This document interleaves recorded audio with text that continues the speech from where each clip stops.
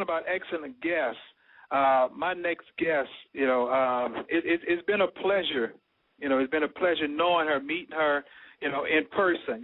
Heard her voice, seen her on different shows, but to get an opportunity to meet her, it's incredible. And once again, like we talked before, you just never know a person until you really get a chance to talk to them. So I would love to welcome Miss Myra J to the show. Hello. Hello. Well, how are you?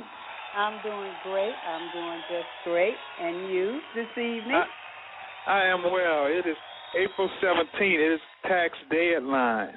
Yeah, I know. You know what that means?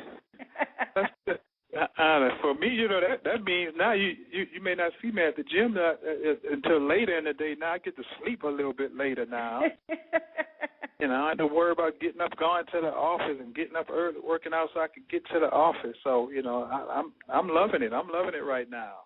Yeah, well, you know what, kind of being an independent contractor, and I have to wait for so many W-2s and 1099s, and every year it's a different story, a little bit of drama. So I'm one of those people who usually gets an extension. So it's all good. It's all good. People ask me many times when people meet me, unless it's a networking situation, I introduce myself as Myra. I don't come across as Myra J because I'm like, Myra J is the chick on the radio. She's the lady on stage.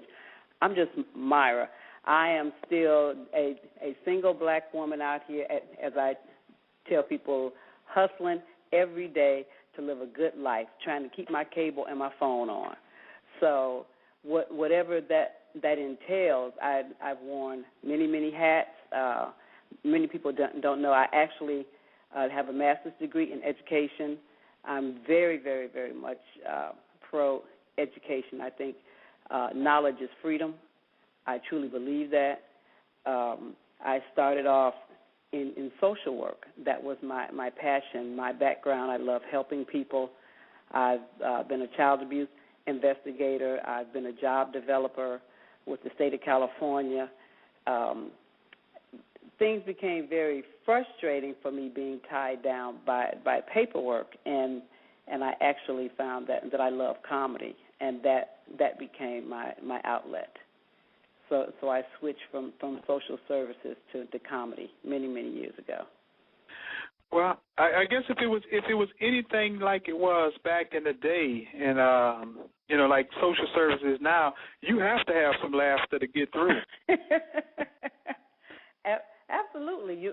It's one thing dealing with with your clientele of people you really want to help, and then sometimes you get bogged down with what I consider just too much red tape, unnecessary paperwork. And I used to work at the employment office, and I remember helping a lady. She didn't live in our area. She told me she didn't when she came to my desk, and she was like, they don't have anything. I came all the way over here to see if you guys have something.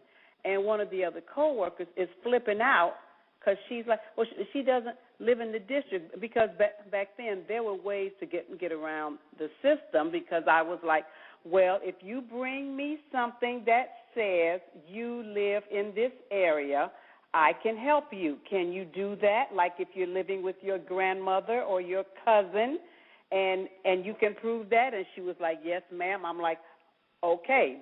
Then because to me, if a person is willing to go out of their way to look for a job, then I'm going to go out of my way to help you find work.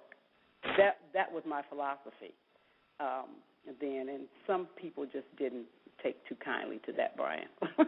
Yeah, well, everybody ain't about helping, though. And everybody not about help. Now, with the comedy thing, it was funny because I really didn't know, and as I talked to people didn't really know that you was a comedian. I was kind of shocked because I was like, all right, I didn't see that coming. So how did you get in? And I kind of read and was doing some research, some background. It was an interesting story how you got into comedy.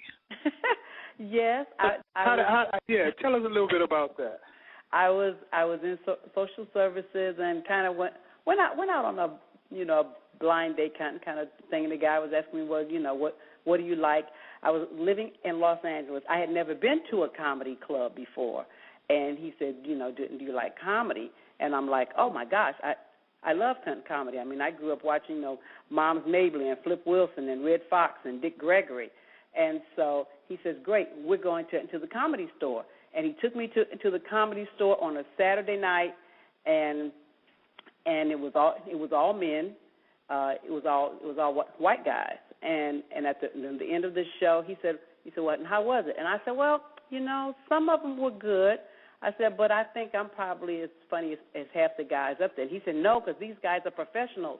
And I said, I don't care. I really think I'm as funny as half those guys up there.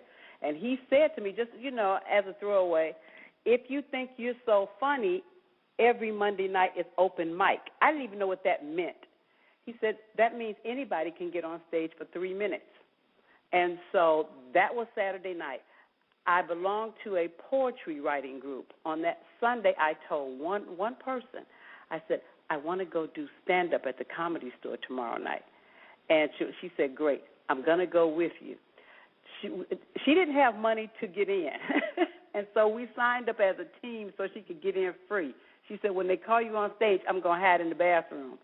And so when they called us, I went up on stage by myself as Myra J., and did my little 3 minutes. I was scared to death, but I was received very well. And I often wondered if I would have been booed, if I would have had the nerve to do it again. But it was like the light opened up at the end of the tunnel, because I was a social worker at the time, and I called my mother back in Chicago, and I said, Ma, I know what I really want to do. I want to do stand-up. And my family was like, Lord, she done lost her mind. The girl got a master's degree, now she want to tell some knock-knock jokes.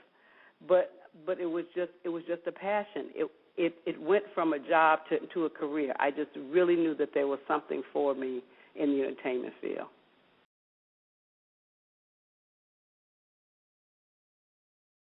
You